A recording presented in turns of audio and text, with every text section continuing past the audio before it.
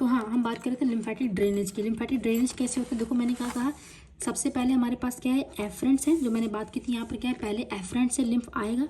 जैसे ही एफरेंट से लिम्फ आएगा तो वो कहाँ आएगा, वो आएगा हमारे, मैंने बताया था ना यहाँ पर, अगर गौर से देखो यहाँ पर, तो ये क्या है, जैसे ही एफरेंट से लिम्फ आया सब कैप्सुलर साइनसिस में गया, सब कैप्सुलर से जाने के बाद कहाँ गया, कॉर्टिकल साइनसिस में गया। कॉर्टिकल साइनसिस के बाद क्या गया, ये जो मेडुलरी हमारे पास था, मेडुलरी साइनसिस में गया।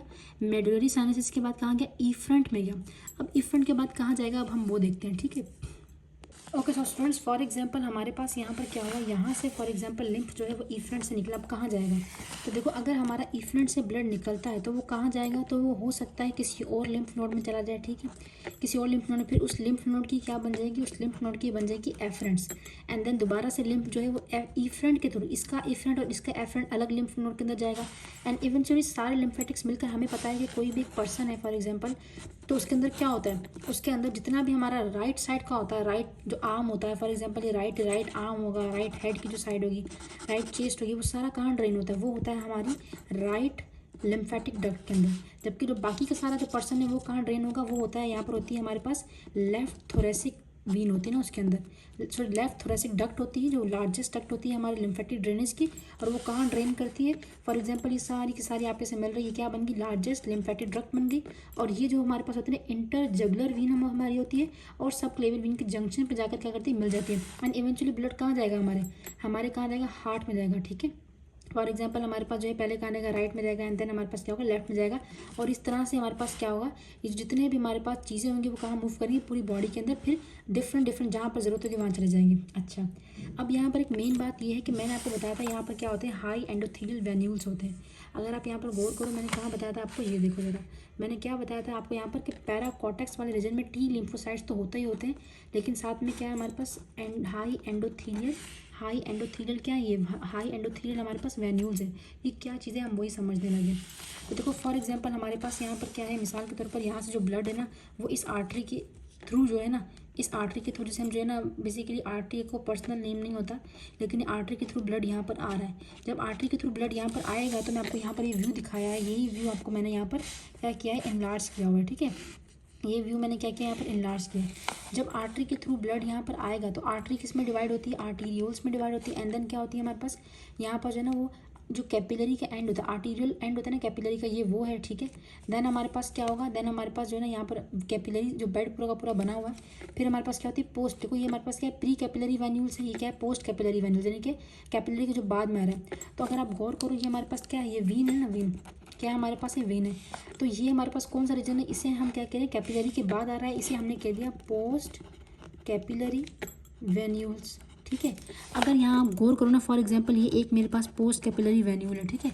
मैं इसको क्या देख रही हूँ, नॉर्मली क्या होता है हमारे पास, एंडोथेलियल सेल्स क्या होते हैं, स्क्वैमस इन शेप होते हैं। स्क्वैमस का मतलब कुछ इस तरह से होते हैं, ठीक है, स्क्वैमस इन शेप होते हैं, मतलब बिल्कुल छोटे छोटे से होते हैं। लेकिन इस कंडीशन में क्या है, इस एरिया के अंदर ये जो सेल्स है ना, ये सेल ये बड़े हो गए, क्या हो गए, हाई हो गए, इनकी हाइट ज़्यादा हो गई, और कौन सी शेप में आ गए, क्यूबॉइडल इन शेप में आ गए।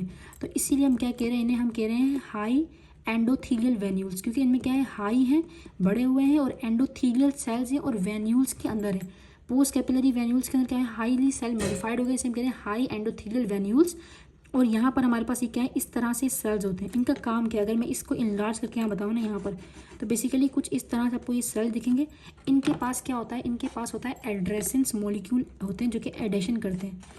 अब मैंने बताया कि फॉर एग्जांपल हमारी बॉडी के अंदर क्या है, हमारी बॉडी के अंदर जो है वो डिफरेंट, देखो अगर फॉर एग्जांपल ये हमारा है थाइमस, क्या है हमारे यहाँ पर थाइमस होता है ना, हार्ट के पास होता है basically thymus. For example thymus है, थाइमस ने क्या बनाया, थाइमस हमें पता है क्या बनाता है, टी लिम्फोसाइट्स बनाता है। थाइमस क्या करेगा, अपने इफ्रंट, जो थाइमस के पास क्या होती है, थाइमस के पास एफरंट होती है, इफ्रंट होती है, ठीक है। अगर मैं इंशाल्लाह किसी वीडियो में आपको बताऊंगी इसके बारे में भी, आप बताइएगा कि बनाओ कि नहीं बनाओ, ठीक है। अब हमारे पास क्या है, इफ्रंट्स हमारे पास यहाँ पर होंगे थाइमस के, थाइमस से क्या निकलते हैं, टी लिम्फोसाइट्स। अब टी लिम्फोसाइट पूरे के पूरे बॉडी के अंदर से जाते हैं इन आर्टरीज के, देखो पहले थाइमस जो है ना वीन के थ्रू भेजेगा, हमारे पास वीन में जाएगा, एंड देन हार्ट में जाएगा, हार्ट के बाद क्या आएगा, आर्टरी आएगी। आर्टरीज के थ्रू क्या होगा, दोबारा से करेगा लिम्फ नोड के अंदर जाएगा। लिम्फ नोड में कैसे जाएगा, पहले होगी प्री कैपिलरी वेन्यूल्स होंगी, फिर क्या होगा कैपिलरी बेड, हमारे पास पोस्ट कैपिलरी वेन्यूल्स। अब अंदर तो जाना है ना, क्योंकि इफ्रेंट्स तो बेसिकली जो एफरेंट होती है वो लेकर नहीं आ रही है यहाँ पर, इफ्रेंट के थ्रू जाएगा ना, क्योंकि ब्लड के थ्रू तो चीज़ें ट्रांसपोर्ट होती है हमारे। तो यहाँ पर बेसिकली उन्होंने क्या बनाया हुआ है, हाईली एंडोथेलियल वेन्यूल्स बनाया हुआ है, जिसके थ्रू एक हमारे पास क्या होते हैं, ये एड्रेशन मॉलिक्यूल्स एडहेशन करने के लिए होते हैं। जैसे यहाँ पर क्या होगा, लिम्फोसाइट आया, फॉर एग्जांपल ये लिम्फोसाइट जो है ब्लड के थ्रू आ रहा है, क्या आ रहा है, लिम्फोसाइट ब्लड के थ्रू आ रहा है हमारे पास। थाइमस ने यहाँ पे लिम्फोसाइट भेजा, यहाँ बनना था टी लिम्फोसाइट, अभी क्या होगा पूरी बॉडी में जाएगा एंड देन यहाँ पर आ गया। अब यहाँ पर आने के बाद क्या होगा, ये यहाँ पर आएगा, ठीक है। यहाँ पर आने के बाद ये अंदर नहीं जा सकता, देन यहाँ गया, क्योंकि यहाँ पे तो स्क्वायमस एपिथेलियल सेल्स है ना, यहाँ पे स्क्वायमस है।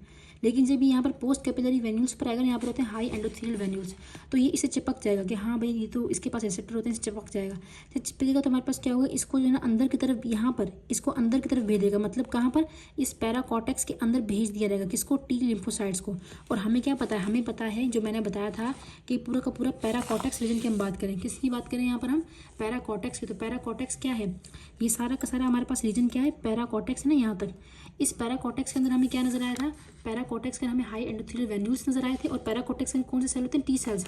ये टी सेल आएंगे कैसे, इसी हाई एंडोथेलियल वेन्यूल्स के थ्रू ये पैराकॉर्टेक्स के अंदर टी सेल्स आएंगे, और टी सेल्स क्या करेंगे, यहाँ पर रेजिड्यू हो जाएंगे, रह जाएंगे, ठीक है, ताकि कोई भी फॉरेन पार्टिकल हो उसे इनटेक कर सकें।